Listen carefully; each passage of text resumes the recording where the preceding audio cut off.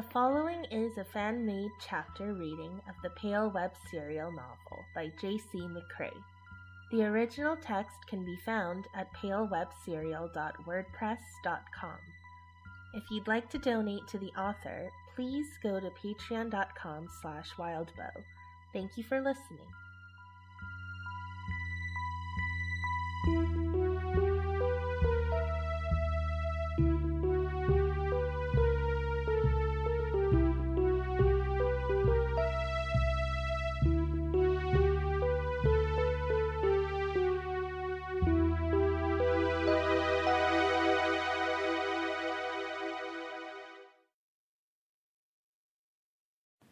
Stolen Away 2.9 Avery. Avery tumbled, the ribbons that wound around her feet unwinding as she fell, forcing her into a violent spin head down. Her feet were freed, and the ribbon pulled at her neck. Avery's heart leaped, and she was convinced it would pull taut, snapping her neck. She reached up to catch it or stop it, but her hands were bound, tethered to a point around her upper face. Unable to reach high enough, unable to grip anything if she could. The pull at her neck maintained her continued falling spin as she plummeted, wind rushing up at her with terminal speed. Her fingers grazed branches and promised ground just feet below. At the very least, she was able to kick at the air, at branches, to try to get her feet under her.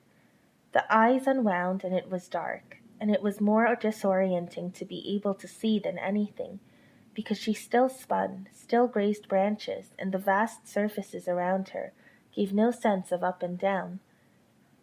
She shut her eyes, felt her head jerk as the last ribbon came free, and her entire body weight pulled on her arms as the ribbons unwound from her arms and hands. Her fingers hugged at the ribbons, trying to find enough purchase that she could get a grip. Game on, Avery, she willed herself. You know the rules of this game, even if you've never played before. She managed to get the grip she wanted. She continued to spin, hit more branches, and tugged yet again, ribbon digging into her hand as she reached the last of it, her hold on it the only thing that kept her from plummeting the rest of the way. Can't look down, she thought. That's a rule. She dangled, swinging slightly, an uncomfortable distance above the path, and she kept her eye on the horizon. 2 walls, infinitely tall, loomed on either side of her, a purple-black in color, with branches and full-fledged trees growing out of gaps. Someone had painted on the walls in complex, endless murals, depicting more trees. Below her was a sea of what might have been white mushrooms mingled with leafless branches. Every branch, whether twig or tree limb, painted on the wall or otherwise, had a ribbon attached to it. Each ribbon was bright as a halogen light, but the light didn't extend past the ribbons themselves. The only useful light came from the sky, which managed to shine with an eye-searing brightness from high above the infinitely tall walls, dampened by the distance it traveled and some intervening wall foliage. Avery's hand was slipping. She took a deep breath, made sure she was square, then let herself fall. Her left foot hit ground first, her right foot sliding. Faces, pale and eyeless, leaned in toward her. She found herself instinctively reaching for the wall, then pulled back. She twisted her toes and used them for traction, for what little good that did. 2 small hands grabbed her left hand, pulling hard, steadying her. She found her balance. Then she froze, transfixed by the scene, the path long and straight in front of her, the destination brighter than it was here, the sky so bright she couldn't look at it, while it cut into her vision like a laser, leaving dark after images she couldn't shake. The mushrooms, she'd noted, were mannequins, reaching out of parts of the wall where planks peeled away or had broken. Pale with features etched in but left unpainted, sometimes with mouths open, sometimes with damage. There were torsos stacked on torsos, and arms attached to neck holes. Trees and branches grew through and out of them, all with ribbons attached. To her left, the mural of trees had a cluster of branches, painted around an air vent, and the ribbons were attached to the vent so they blew inward at face height. And beside her, "Ah!" Her companion made a sound like it was reprimanding a dog. Something rough rubbed past Avery's chest and jabbed sharp at her chin. Avery, annoyed, pushed it aside. There was a pause. "Hi," Avery said, her eyes on the horizon. "That's bad. You obviously don't know the rules about looking down, moron," her companion said. The voice was young. Avery's eyes remained fixed on the light at the end of the path. "I wasn't intending to look down. It would be nice to know who I'm traveling with, though. Can you walk ahead a bit so I can see you?" The person beside her let go of Avery's hands. They didn't move. "You're going to have me take your place at the end, guaranteed. Murderer, idiot, and you want to look me in the eye?" Avery didn't take her eyes off the way forward. "There are other ways, as a maybe." "No," her companion said, "there aren't. I'm doing this to help people." "Right, and you aren't doing it to help yourself any. No magical boons, no opening of doors. Sure, I believe you. Disgusting. Loser." "Great friggin' companion you got me, Verona. Thanks." "I want to get along here, for as long as this journey lasts. Then we can figure out—" Something moved behind the wall, and the purple gray-red planks of wood shook almost free of their housings. One of the mannequin heads turned toward Avery, staring at her with blank eyes. There was a wheeze of a laugh from behind the walls, echoing in through one of the many painted vents with ribbons attached to them. Not her companion, something else. "Take longer to get your sentences out, murdering a-hole. Hesitate more. Let's drag this out. We'll postpone my horrible fate, okay?" Her companion was now walking around Avery, poking at mannequins and tugging at ribbons. Too short for Avery to see more than the top of its head. "Please, can we not make this harder?" Avery asked. "I'll admit that I did have selfish motives. I did want the extra power, and the other things this ritual gives me. But I would have hesitated to do it for that alone. I really did want to help people tonight." "Now you're lying to yourself," her companion said, voice quiet. "Ugly."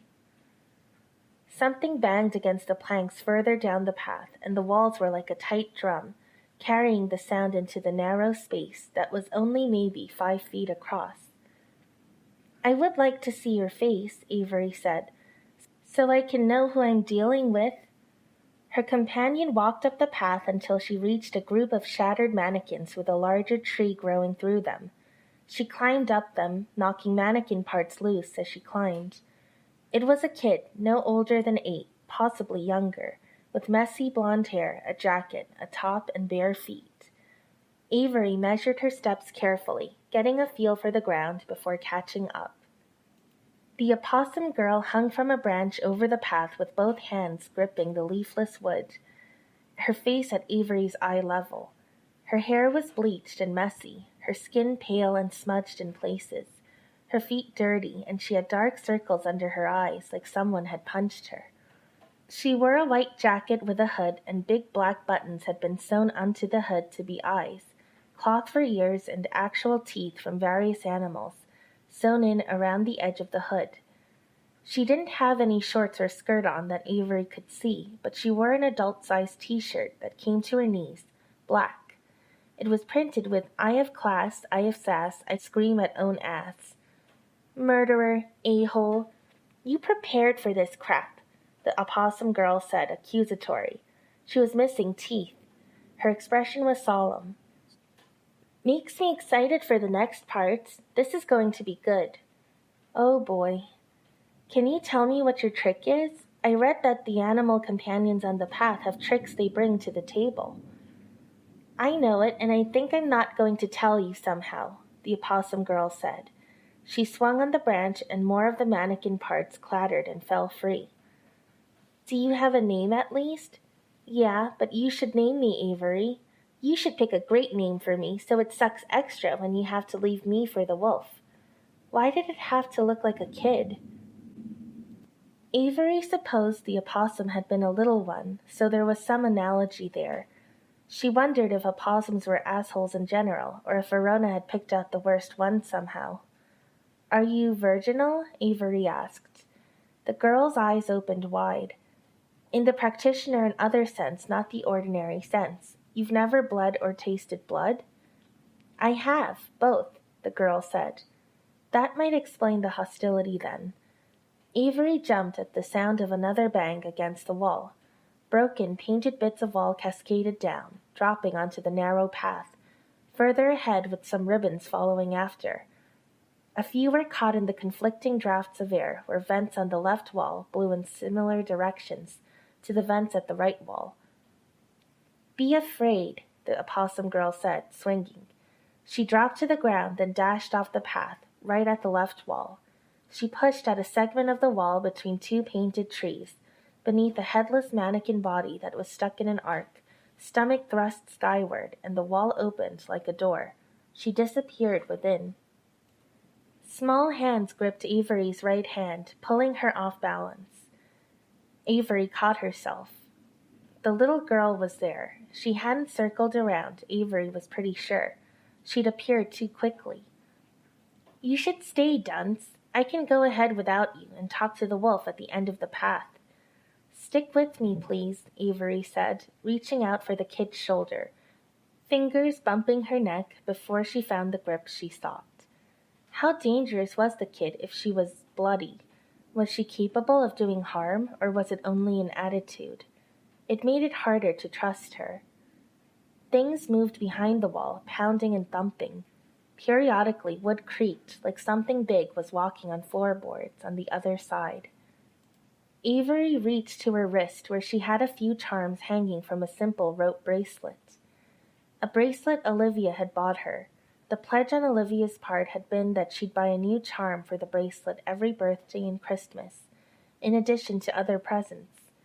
Olivia had given it with one charm, a skate, then forgot the following Christmas, then bought a rabbit, and then the friendship had ended. Olivia had gone to play for Swanson and had ghosted Avery, ignoring and then blocking the messages Avery had sent. It wasn't even like she'd sent many, or been demanding, or even been accusatory. She'd sent 2 the first week, then 1 a week for the next 2 weeks. Then after another month, she'd sent Olivia a happy birthday message. She hadn't even cared about the hockey team or Olivia leaving, only that she'd lost a friend. Avery had dug up the bracelet because it was convenient. It was a strong bracelet, and with other charms removed, she could add her own. Mask, she tore it off, shook it violently, and shucked off the glamour she'd used. She donned the mask. Hat, same deal. That's so lame, the opossum girl said. You look so uncool. Cape. She draped it over her shoulders, hiding the squicky eyeball necklace she wore. Then hockey stick. Actually Rowan's old one, from the basement. It wasn't engraved with anything. She didn't want to risk it cracking or firing off when she needed it for something far more mundane. The one she'd brought on Tuesday night had cracked on the first use and broken on the second. She used the stick to check the path, feeling for bumps and branches she might trip over, while keeping a grip so that she could lean on it if she needed to. If you don't strenuously object, I think it would be convenient if you had a name you wanted, Avery said. Do you have something you want to be called? I want you to call me dead meat, or unworthy sacrifice. Oh, actual literal trash. Avery sighed. That's even more of a mouthful than opossum girl. What if I named you? If that leaves me feeling guilty, I think I can deal with that. At the very least, it's more convenient than calling you opossum girl. Something whispered from behind the walls. I'm all for it if it makes you feel bad. Then you're wearing a shirt that says you have class. I like that. What if we called you Eveline? I named a doll that when I used to have dolls. Hate it. Okay then, not that, Avery said. The girl was walking ahead in the path. Avery glanced at her face and saw the sour expression cross it. It was important to remember her task. There wasn't much light here, and the first length of the path had one item. If she missed it, she'd be in trouble. Skull, woven object, timepiece, coin, and axe. Especially axe. She couldn't afford to get hurt this early on. There was a lot of garbage hidden among the fallen branches, scraps of wood, fallen ribbons, and mannequin parts. Paint slopped here and there, suggesting shapes of objects that weren't actually there. More problematic was that she had to focus her eyes forward. She couldn't walk up and look closer because she couldn't look down. Octavia? Hate that one too. Odelia? You have awful taste in names, the girl said, walking backwards, expression getting worse and worse. They're names I liked as a kid. I used some for a story I wrote for school. But fine, a different approach then. The back and forth with this little girl was distracting, but that wasn't the worst thing ever. Avery would rather have the company of someone who loathed her than be utterly alone in a place like this. Flower names? I'm trying to think of some.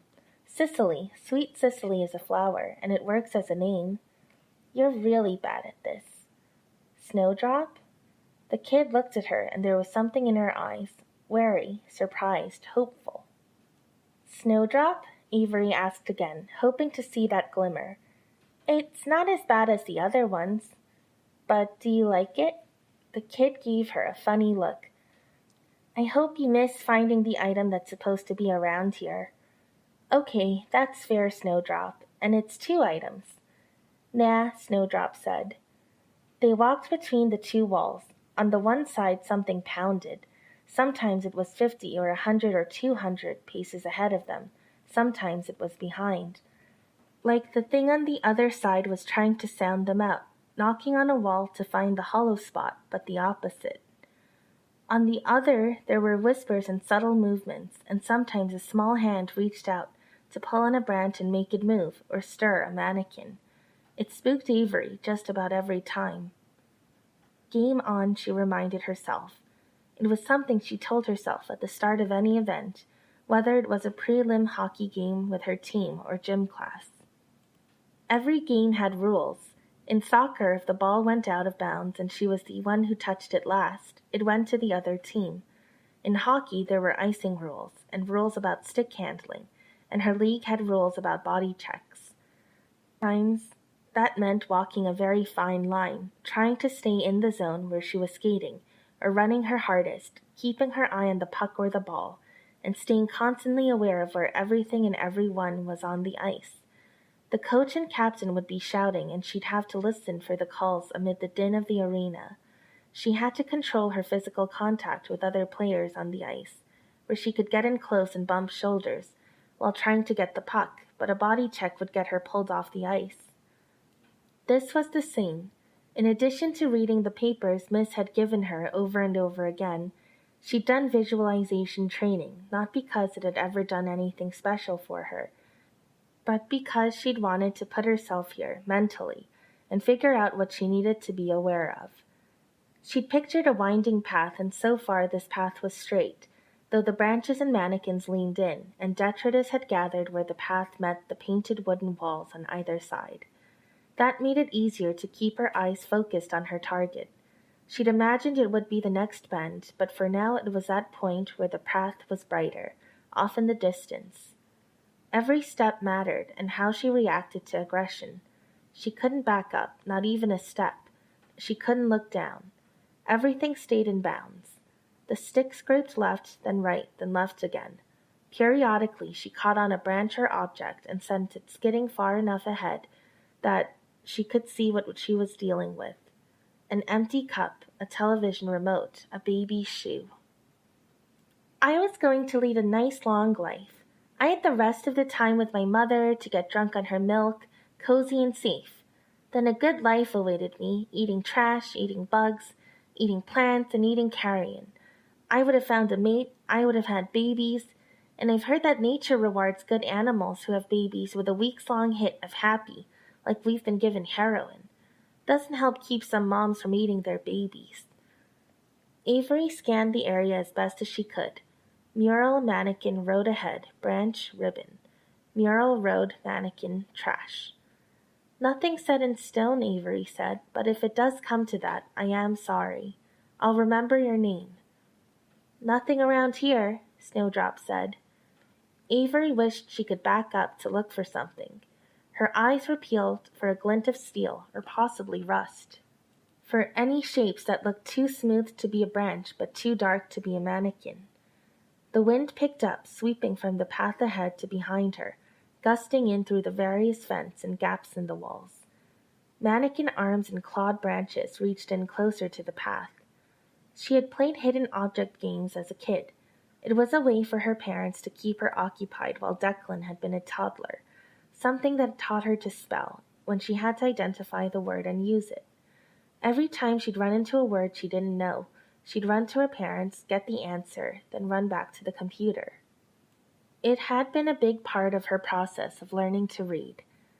She wished she could say that the skill she'd picked up as a kid made her better at this, like she was trying to translate her sports experience to this whole endeavor. But it didn't. She felt lost, and she felt like she'd already walked past two objects, that she could be passing by the axe unwittingly, giving one of the monsters at the side of the path the opportunity to come after her. And Snowdrop wasn't helping much. "I'm going to die a meaningless death when I had a real chance of contributing to my species," Snowdrop said. "Can you please chill out, Snowdrop? Please? This is nerve-wracking as it is. If that is what happens, I'll try to do something to keep your end here from being meaningless, and, I don't know, I'll see about doing something nice for your species. I don't know what that would be, but if it would make you feel better." "It wouldn't, you sad, lonely failure." There was a violent crash just ahead of Avery, and to her right a heavy impact, like someone had driven a truck into the wall. A tree came down, tearing through a spot in the wall that was depicting an identical tree, crashing through wood and into the path. Falling wood brought more branches down, made mannequins collapse, and the crumbling cascaded toward Avery. She turned on her sight to better track the motion, and her legs twitched with the impulse to jump back, or jump forward, or navigate this collapse. Was that the axe? Of the 5 items, the axe was supposed to forecast danger, a trap, or the opportunity for others by the wayside to hurt her. If it wasn't the axe, they shouldn't be able to hurt her, which turned this into a situation like it was with the others of Kennet. Couldn't hurt her, but they could bait her into hurting herself.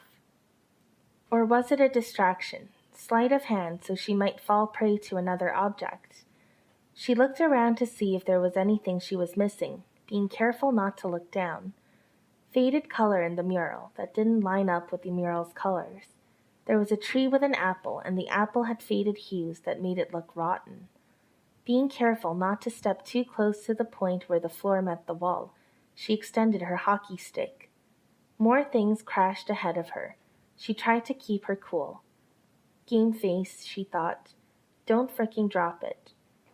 Scraping, moving, she dragged it away. The wall was solid, but the paint was loose and tore away easily. At first she thought it was a bit of a turtle shell. In the gloom, with the only light being a slice of pure white so high above it barely touched them, she thought it was a bit of painted turtle shell. There were parts of it that were broken, and there were parts that had a lip. Scraps of paint clung to it, but even in the gloom with the crap on it, it was clear there was color there. It was too light to be turtle shell, though. She moved her stick, bouncing it slightly. A basket, a woven basket. "You're going to make this tricky, huh, Forest Ribbon Trail?" she asked. She adjusted her grip on her stick, then flicked the thing upward. She caught it out of the air. "You need to close your eyes now," Snowdrop told her. "But the instructions said I didn't need to if I brought it." "No, close your eyes," Snowdrop said, smiling wide enough to show off the teeth she was missing. "Snowdrop, I don't—" Avery shook her head a bit, and then she closed her eyes, holding the broken bit of basket in one hand, the stick in the other. She swept the ground with her stick, checking her footing. Something broke nearby. "Yes, do that," Snowdrop said. Avery's steps were tentative. She prodded, checked, and flinched as something struck the broken wall to her right. The fallen tree was in her way, and it was in her way in a troubling way, because the branches now stuck out in every direction, including toward her. She couldn't step back or let herself be forced back, and at the same time every branch that she pressed against was like an elastic band, bending rather than breaking, her inching progress just adding to the strength and the threat of the pushback from the branches. She struggled to find both footing and enough traction to keep forging ahead. There was a sound of a sigh.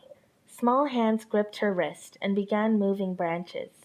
Pine needles rasped against her stomach, chest, and her bare arms and legs. She climbed onto the tree, using the hockey stick for balance, and found footing ahead of her that didn't line up with what she'd remembered seeing before she'd shut her eyes. Like the tree was a stair, and she was ascending to a higher stair, which definitely hadn't been the case. Was she walking on fallen wall? How do I know when we've reached the next object? She asked. I don't know, and I'm not saying. It's your job to figure it out, not mine. But Avery allowed herself to be led forward, her stick raking the ground, searching. It didn't feel like fallen wall. It was too flat. Wind from vents pushed out with enough force that mannequins clacked and tree branches knocked together. She allowed herself to be led. Experiencing this, her ears peeled for any sound, her hand gripping the hockey stick and trying to analyze every point of contact, to guess at density, at shape. She moved slowly, possibly more slowly than Snowdrop wanted. Be quiet here. Don't say anything, Snowdrop said. Non-virgin mystery animal is really making this 10 times as hard as it needs to be, Avery thought. But the animal had been the one that Verona had been able to find. She'd made the decision. She needed to own this. There were whispers to her right, a creaking to her left. Avery, a small voice said. It sounded Carrie-ish by age. Avery, open your eyes. Avery kept her eyes shut. Snowdrop here is lying to you, the voice said. She has been from the beginning. You read that you didn't need to close your eyes, so why are your eyes closed? Was she supposed to listen to these voices that mimed her own instincts or listen to the companion? Was a hostile companion still bound to give her service? Snowdrop had helped her climb and had kept her from stepping off the path. There were more whispers to her right. A thud to her left. The guide had said she needed to maintain a relationship with the local others. It had also said, what was the punishment for opening her eyes? She told herself she wouldn't, no matter what happened, but now that she was here, it was a little harder to hold that conviction. She was in a scary place with a bunch of scary things, and there was literally nothing she could trust, except the hockey stick in her right hand. Because she'd been so convinced she wouldn't open her eyes, she hadn't memorized the punishments 100%. Was this an open your eyes become lost like Miss was? No, the axe promised harm or death. She could deflect that by putting Snowdrop in harm's way, but only if it didn't kill her before she could ask for it to happen. The coin, was it that it made her lose something if she didn't give it away? The timepiece would make her lose someone or something vulnerable and precious. She remembered that one because she thought of her grumble. The cat skull was another one of the serious ones, which would put her by the wayside of the path, while the other would be free, possibly using or taking her body, like Miss had done to someone. The woven object punished her by forcing her into a loop. She remembered now. She'd return to where she was and have to walk the next part blind again, if it was wrong. Avery opened her eyes. She looked at and saw Snowdrop further down the path. The girl didn't have an expression on her face. Off to the sides were 4 others. To the left was a doll's head, bigger than Avery's house. It lay on its side and it peered through the gaps in the trees, where it was now impossible to tell where there were gaps in the wall and where the wood was stained so dark it was indistinguishable from pitch black. The black hair of the doll's head didn't help any. Artificial eyelids clicked closed, scraping over cracked eyes, then opened. It shuffled a few feet to get a better view of her through the trees, and the ground on the far side creaked and cracked. At this stage it was easier to imagine the ground on that side to be a network of interlinked roots than any floor per se. On Avery's right were 3 more others. A boy with black tattoos and heavy body modifications, with things slid under skin to deform his face. Some of those things obvious and apparent, like the handles of scissors, a dead mouse, and a fork. Others were mysterious. A man who could have been an everyday guy she'd seen on the street, brown-haired and dressed like a stereotypical dad, biting his fingernails. A girl in a white dress, her head bowed, so her hair covered her face. her hands out and cupped. In her cupped hands was the opossum baby she and her friends had wrapped in ribbon. The boy with the tattoos whispered, "I thought the others by the wayside were supposed to show up during the second length of the path," Avery said. "This is the second part," Snowdrop said. "This is the first part. You've yet to find the second landmark, don't worry." It wasn't the girl speaking, but the opossum in the girl's cupped hands. It had the voice of a mature woman, smooth, confident, and reassuring. "Who are you?" "I have no name, but you can call me the opossum that can lead you past the wolf safely." "That's a mouthful," Avery said. "I should be out there, not her," the opossum said, with conviction. The baby animal reached out with a paw, pointing in Snowdrop's direction. "She's a deceiver. I can guide you. I can tell you things." "Listen to them," Snowdrop said. "Think hard about it." "Wouldn't you rather have a boon companion who cannot tell a lie?" the girl with the opossum cupped in her hands asked. "I could illuminate, shed light, and share. About the others in your town and who you can and can't trust. About the choir. About your family and how things are going to get much more complicated for your family soon. And not just because you're not leaving the path like you hoped or planned." The last bit shook Avery a bit from the response she'd already been concocting. Are you thinking of the detour?" "No, I am not talking about the detour. If you keep Snowdrop as your boon companion, then you will not leave by wolf or by detour. It will be horrible. I'd say I'm sorry for how this will go, but if you refuse me, then you'd kind of deserve what comes at the end of the trail," the opossum in the girl's hand said. "I think I should keep to the steps as they were written down," Avery said. "Sorry." It struggled to stay upright and fell over. It was too young. It writhed, stretching in a way that made its sparse white fur spread out enough to reveal the very pink skin underneath, and its mouth moved as the adult woman's voice came out. "What do you think this is, Avery Kelly?" The use of her name made her shiver. Snowdrop had done the same thing. "What do you mean?" "What story is this? All things other have some roots in the annals of man," the baby opossum said. "Fairy tales, fantasy stories, myths, religions, and urban religions. There are no original stories. So, I ask you, what kind of story is this? Don't jump to the obvious answer. Give me a good answer and I'll tell you something you should know." "It's the obvious answer, a troubled path with a wolf at the end, was Little Red Riding Hood. I'm not the most widely read person." "Child," the opossum by the wayside said, speaking to her like a teacher might, like Miss Hardy might. "They used to call these paths a kind of dream. We are the figments and constructions of this so-called dream. Those of us here take specific shapes and fall into specific roles because we are reinforced by you. Your memories, your hopes, your fears. It is how we know your name, we know you, deep down inside. Your current deceptive companion does. The wolf knows you to your very core, and she intends to use it to destroy you. We know what you've read and we know what you've watched. You have that knowledge in your head.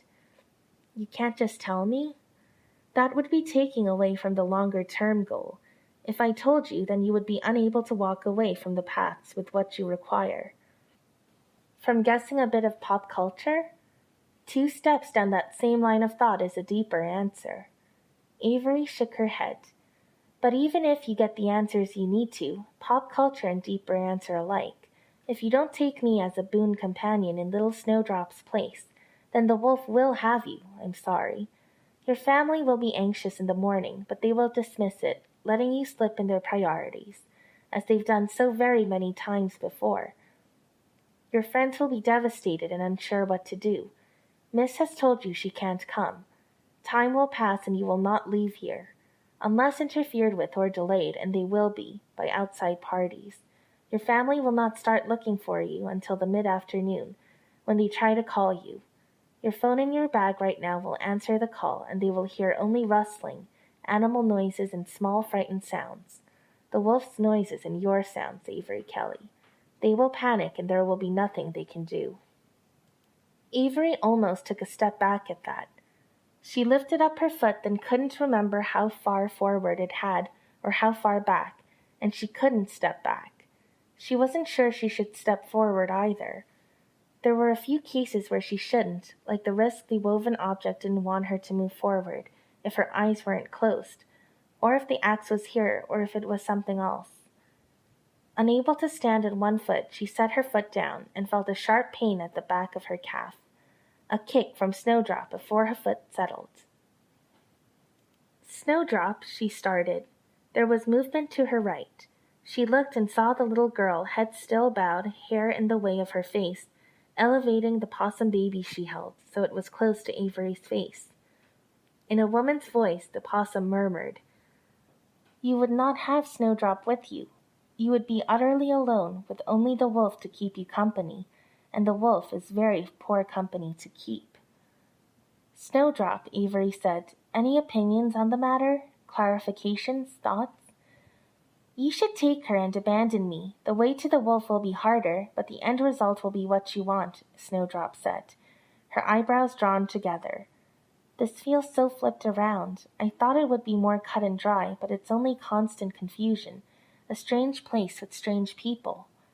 She could see why this would be described as being like a dream. It was a little more structured, but it had that general feel, like things were familiar, but when she peered closer or wondered, she found herself grasping, empty-handed. Like this was a big, messy riddle. "Curiouser and curiouser," Avery said. "That's it, right?" The girl with the baby opossum lowered her hands. "A bit of Wizard of Oz with the yellow brick road, or the path, a lot of Alice in Wonderland," Avery said. "One person presently on this trail isn't supposed to be here," the opossum by the wayside told her. "What? What's that supposed to mean? How does that thought connect?" The boy with the facial modifications whispered something. Avery looked at him, then looked away. Flesh had been cut away in specific designs to create ridges, scars, and recessed spirals. Gross, gross, gross, gross. The girl was walking away, carrying the small animal with her. The man lingered. Avery gave him a curious look. "Where are you going?" "We'll be further down the path. This is still the first length. The second is coming up. I and the others will trouble you some. If you change your mind about taking me to the end of the path, you can tell me then. I won't make your life too much harder in the meantime." "That's—" Avery shook her head. She was so confused and kind of really spooked. She looked the other way and saw the doll's head, staring and blinking, ceramic eyelids sliding over the broken glass of her eyes, which sat ajar but hadn't fallen, or fallen from their more or less approximate positions. Avery looked back the other way. The others were lingering as they slipped into the trees. Ground splashed with paint had looked, through optical illusion, like more wall, but they walked on it now. The boy who whispered, Avery could see the scarring and the missing flesh, and she could see bone in the gaps. She was on the lookout for a skull, and there was technically a skull, but she was looking for a cat's skull. If she stretched, if she really thought about it, then were the horns at the top of his head like ears, lying flat? Were the protrusions beneath his face intended to deform it so he looked like he had a cat's face? She didn't know. "Snowdrop," Avery said, "are you here?" Her companion walked up the path a bit to be easier to see. She flounced, biting her lip as she looked at Avery with dark-ringed eyes. "Did that boy with the tattoos and body modifications look like a cat to you?" "Nah," Snowdrop said, biting her lip. "Facial feature-wise, the bulges around the upper lip, cheekbones, brow?" "No," Snowdrop said.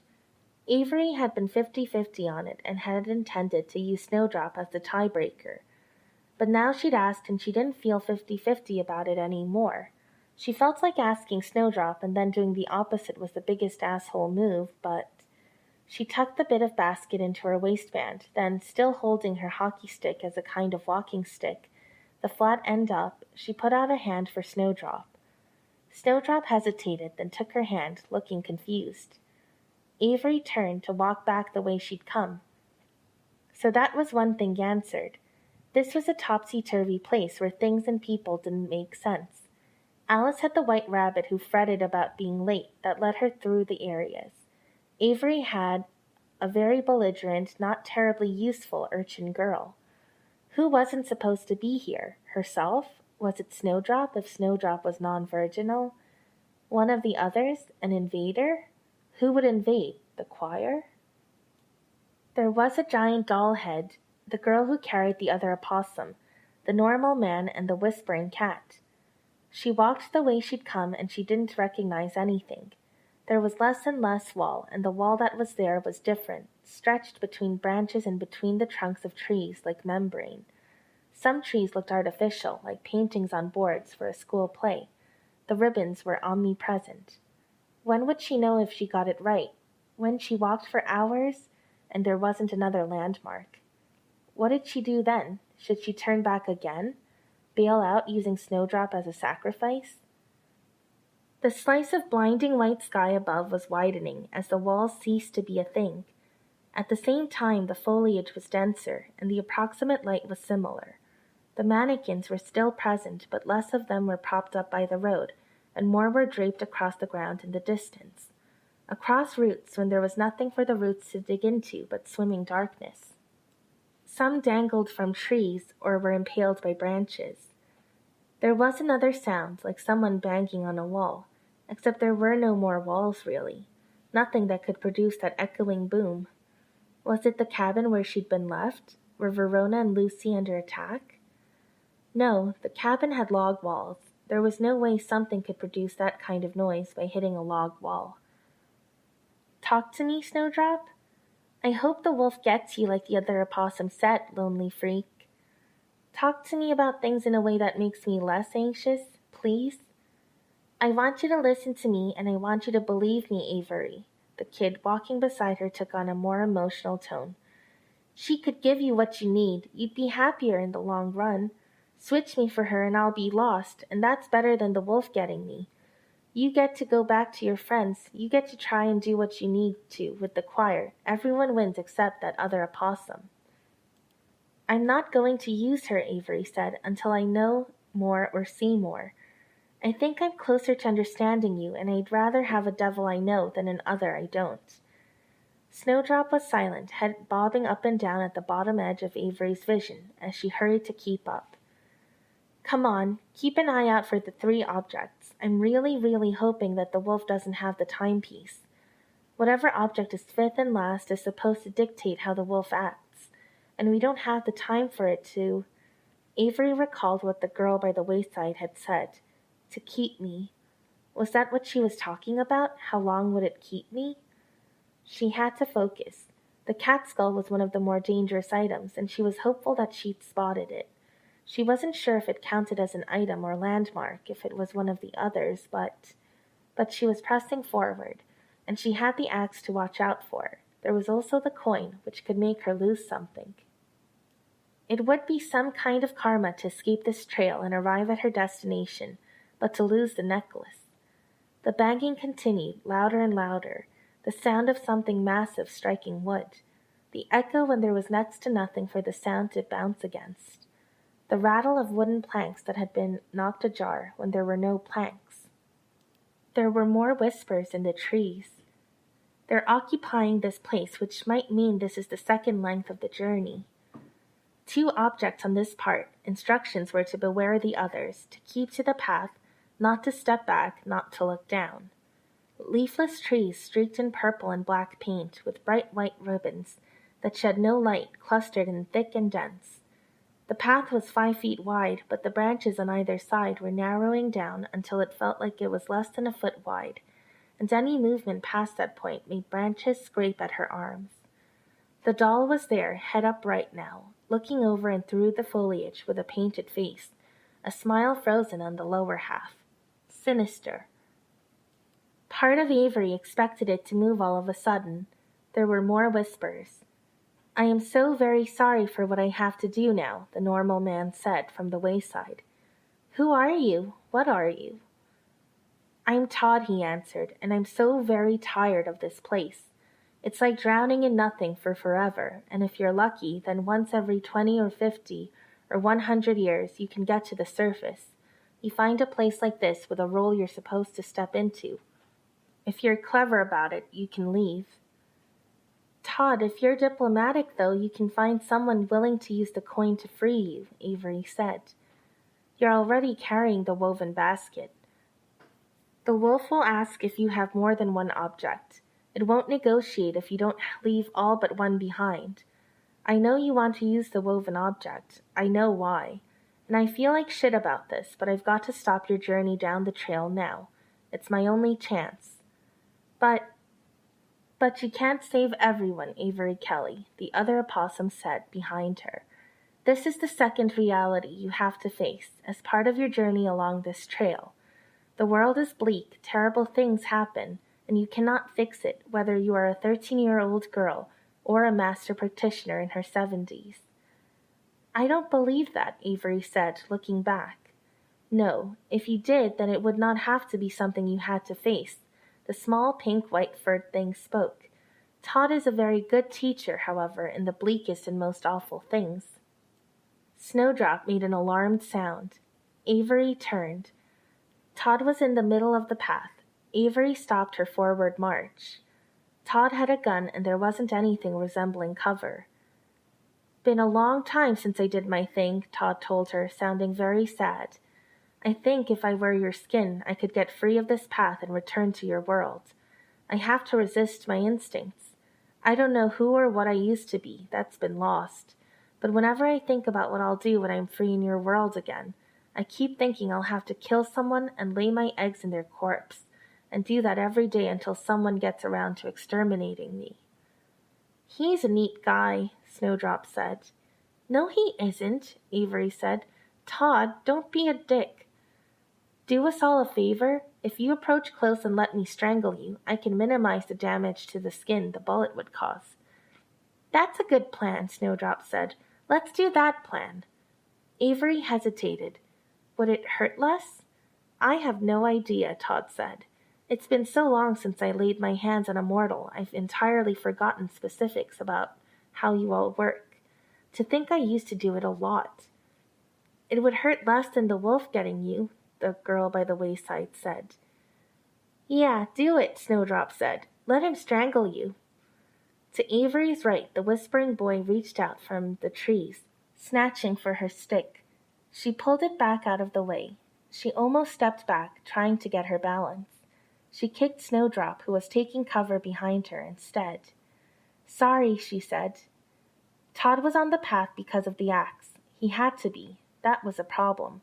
Where was the axe? Somewhere near him, by him, under him, with him? Avery's mouth was dry. She had no friends here, and this freaky dude who looked super normal but laid eggs in people, and did it a lot, wanted to kill her? Game face, Avery. This is a mercy, believe it or not, the girl behind her said. Shut up, Avery said. The real mercy would be letting me go on my way and help people in trouble.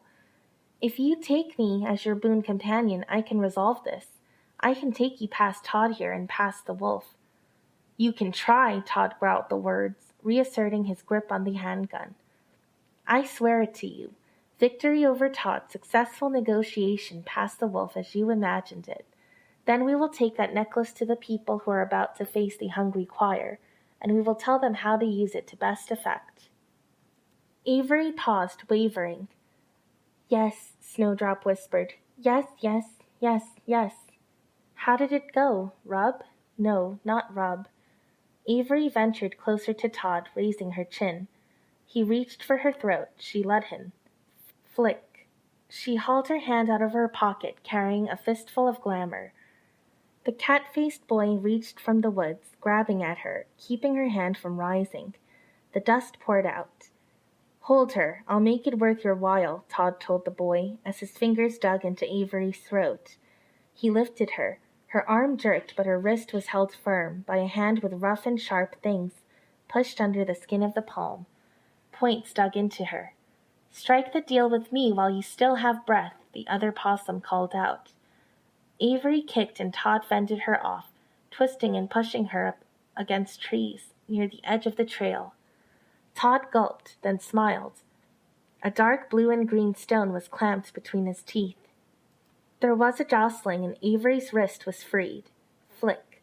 She brought her hand up to Todd's face, some glamour still in her grip, and she raked her thumb from the pinky finger to the first finger, with a force and fierceness that made it feel like she'd drawn blood. Flick was to make glamour brighter. The glamour in Todd's face turned a brilliant white, flaring. Blinded, choking, he dropped her. She didn't have her stick anymore, so she kicked him hard in the side of the leg, then body checked him in the way she totally wasn't allowed to do in hockey.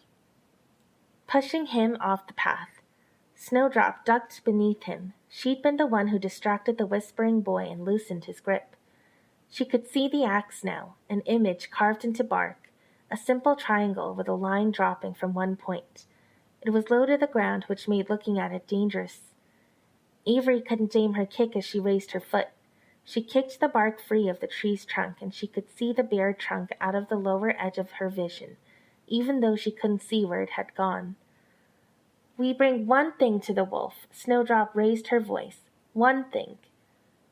"One thing," Avery said, "but even if we don't bring this, we can do something about it to be sure." She brought her foot down a few times until she felt bark crunch underneath.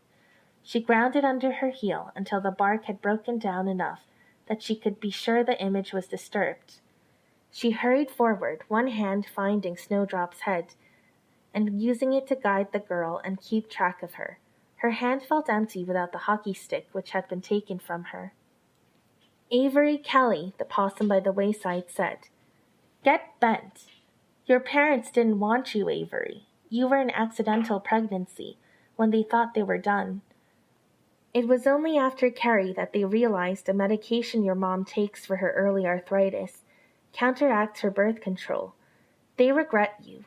They try to be good, but the reason they found it so easy to ignore you for those lonely months was because what they truly wanted deep down was a life without you." Avery grit her teeth, marching forward.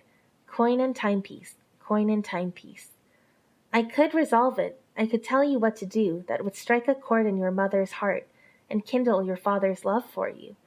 It would require you to do something you're good at doing. You simply don't know the words or specifics, and you won't in a time frame that matters." "I believe my parents love me," Avery said. "They do, but it's uneasy. It was hard for them to let go of the stress that came with an unexpected child. There are times the love wanes. I can see to it that it doesn't happen." Avery shook her head. "Avery, can I appeal to your better nature? You want to save people. Save me at least. I've told you the truth. I recognize your problems. I know you. Allow me to help you. Save me from this lost existence. The coin isn't far, and you're liable to miss it." Snowdrop squeezed Avery's hand. 10 paces ahead, it's under a shallow layer of dirt. You can't look down, and you're meant to scuff it with your foot. Feel the ground slide beneath your toe, and realize you can't go back for it. Then you'll lose something crucial. It's the trail's price tonight. Pick it up. Bring me out, and with a subtle trick, I can help you avoid the danger that waits for you." Avery stalked ahead. "Avery, please, please, I beg you, please," the woman's voice followed her. She grit her teeth. She swept her foot over the dirt, back and forth as she advanced. "Please, ask for what you want. I'll figure out ways to make it happen, but don't leave me to this." Avery found the coin. No traction. She dug her toe into the dirt, eyes fixed on the trail ahead. Then with care, and it was really hard not to look down, stepped ahead to put one toe in the hole and used the other to move the coin onto the top of her shoe. "Please." "Snowdrop, is it in place?" Avery asked. "Right in the middle?" "No." Avery sighed and did her best to adjust. She frowned. "Would you let that other behind us go?" "Yes." "If it meant you stayed and were lost?" "Yes, idiot." "What if I used the coin instead?" "Yeah." "I could bring that abnormal Todd guy with." "Sounds like a plan." Avery sighed. "Is the coin in place?" "No." Avery brought her foot straight up, flicking the coin into the air, and she was careful to step forward as she caught it. The woven bit of basket popped free of her belt, dropping to the ground. She kicked it ahead a bit. Please, the other behind them begged. She was making crying sounds. Avery would have looked just to see what the baby possum looked like while crying like an adult woman, but she held up the coin at eye level so she wasn't looking down at it, keeping things in bounds, sticking to the rules of this game. 1 item, Snowdrop said. Yeah, Avery said. I think I understand. Thank you. She'd reached the end of the road the pleading other had been hinting at, not the one that talked about the world being a horrible place where everyone couldn't be saved. She had her reservations about that. But the stories, like The Wizard of Oz, Alice in Wonderland, The Matrix, contained nonsense worlds with their own special rules. She wasn't an English major, but the practice seemed intent on making her one. There was a common idea that tied them together, a moral, she supposed. The reason the Forest Ribbon Trail made someone better at finding lost and lost things, and traveling paths and paths, wasn't purely practice. It was personal growth, self-discovery. She was supposed to come to terms with something about herself, like Alice in growing up or Dorothy in the idea of home. Please, the other screamed. What do you think she does, Snowdrop? Avery asked. Does she have a deal with the wolf where she says something, or does she do something horrible in reality when she's free? Or maybe she possesses anyone she forms a partnership with. Would she be holding me in her hands like she's holding that other possum? Nah, Snowdrop said. Not as bad as any of those things. Good to know, Avery said. She turned over the coin, then held it down for Snowdrop to see. Recognize it? No. Avery nodded. I do. Gilharim had given her a practice, a glamour to bring out her best self. But to capture it, she needed to chase it first. Mark it like war paint, worn after the battle. After she was sweaty from a game well played. After she was brave. After she was noble. It stressed that she had to decide who and what she wanted to be, then solidify it. But to do that, she had to find that someone, and this? Every single trap so far had been marked by indecision, hesitation. Even her boon companion evoked it.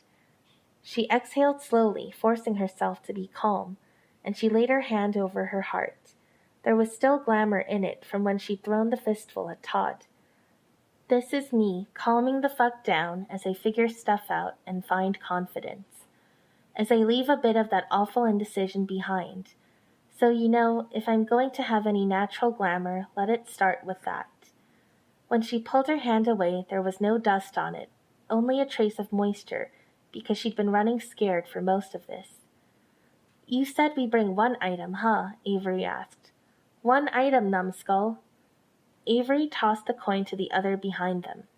Avery smiled, putting one hand on the back of Snowdrop's head.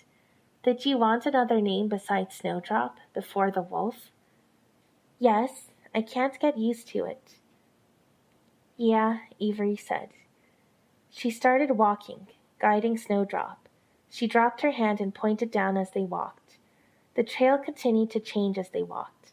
The trees were more dense, the ribbons no longer white but crimson. The wind smelled stale.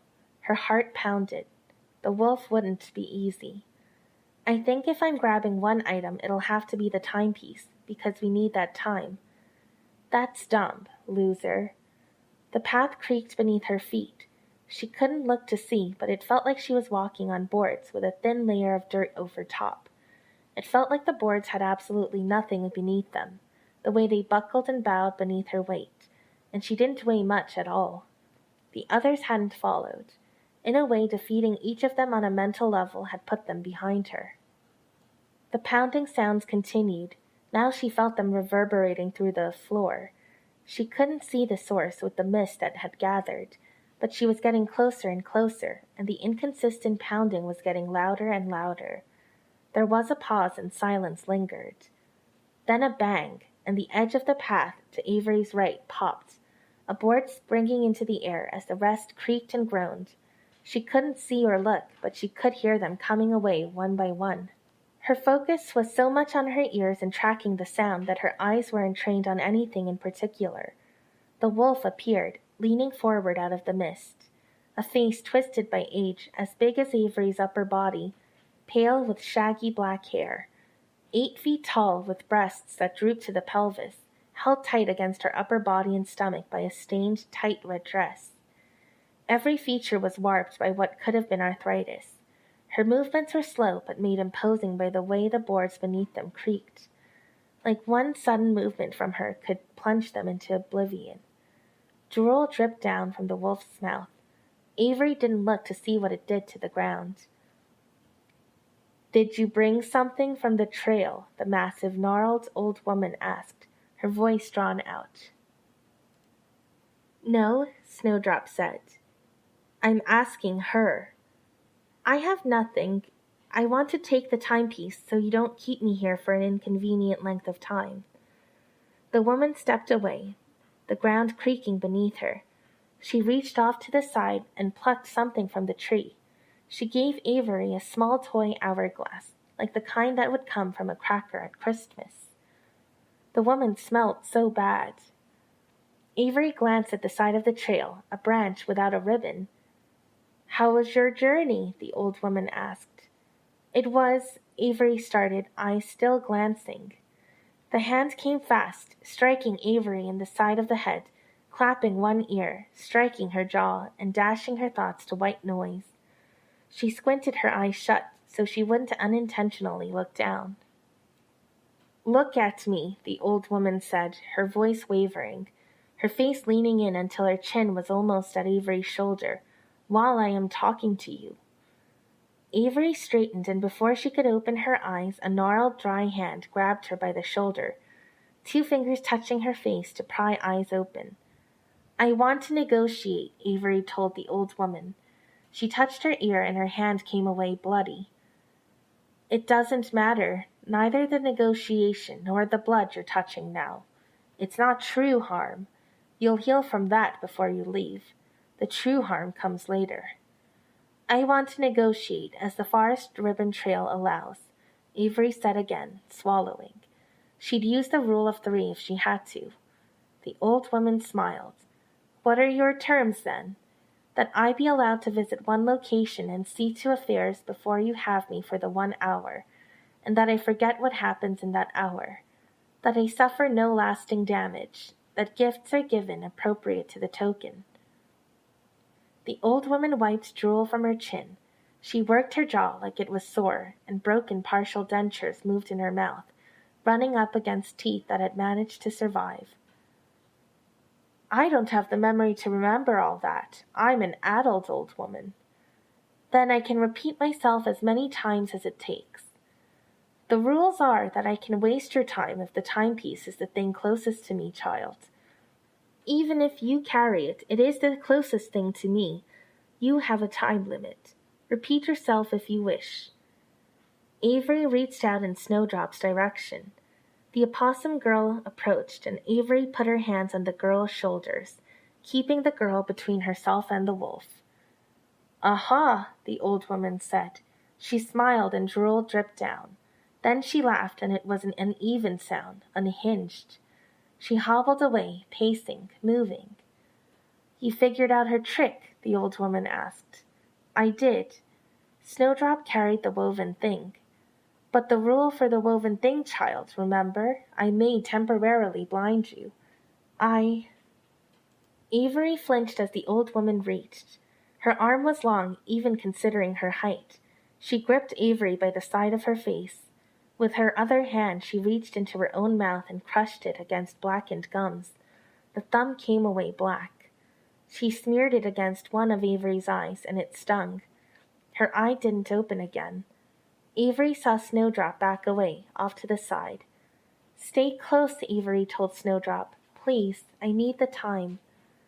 With the last moment before the thumb smudged against her other eye, she looked, checking, the detour, as a just in case. She tracked the branches, searching, trying to tell a fork from an individual limb. The hand struck her in the side of her head once again. While she reeled, her eyes shut to avoid looking down, the thumb smeared against her eye. She could open it, and it stung, but she could see some things, blurry outlines, Snowdrop, the clearing. She shook despite herself.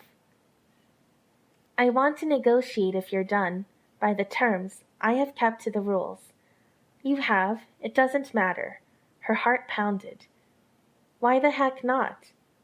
The ground beneath Avery creaked as the wolf drew near, kneeling so her knobby knees were almost at Avery's toes. She leaned in close. Who rules the kingdom of the blind, Avery Kelly? I don't... The seeing man. Not a man, no. The wolf's voice rasped in her ear. You? Because you see? No, not me. The wolf moved. Avery couldn't see how or where.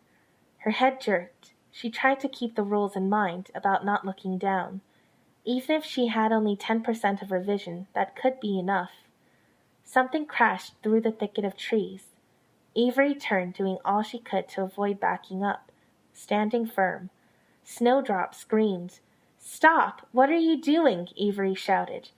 Not me. I'm here, waiting for negotiations to resume, the wolf said. Avery blinked, tried to see. She made out a shape, a hand, a massive doll's hand. The doll's face was beyond the thicket, lying sideways. I know what to do, Snowdrop raised her voice. I know what to do. I'll help. I can bring help. I can save you. Then the hand receded, taking Snowdrop with it. The face remained. The one who sees, not a man. Nicolette Belanger? Avery asked. The doll's face cracked in an effort to make a smile. Then it too receded. Wasting no time to secure a third win, the wolf rasped, beside Avery. The ground creaked as she settled into a sitting position. Avery remained silent and still, trying to think. What did she have? What options? She couldn't think of anything. The gimmick, the opossum, it plays dead even when it doesn't mean to, fainting. Deceives when it doesn't mean to. It says the opposite of what it means to, but it can deceive well enough to bring a token item into the wolf's negotiation. Avery swallowed hard, blinking, trying to clear her vision. What she said about knowing what to do and being able to help was a lie, Avery said, rubbing at her eyes to no avail. Her hands were shaking. The wolf chuckled, and it was an eerie sound, lilting, like a different person in a different mood that had started it than the one who finished it. Avery Kelly, I did tell you to look at me when you talked to me, didn't I? I've stretched my patience, but you're being rude. Anger laced the words. I can't see. You've covered my eyes in guck, Avery managed. I don't see how that matters, does it?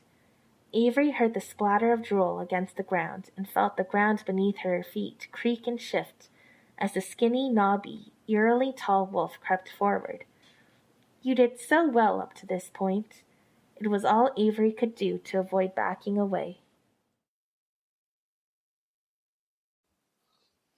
This has been a fan-made chapter reading of the web serial Pale by J.C. McCrae, read by me, Robin. If you'd like to donate to the author, please go to patreon.com/wildbow. Thank you for listening.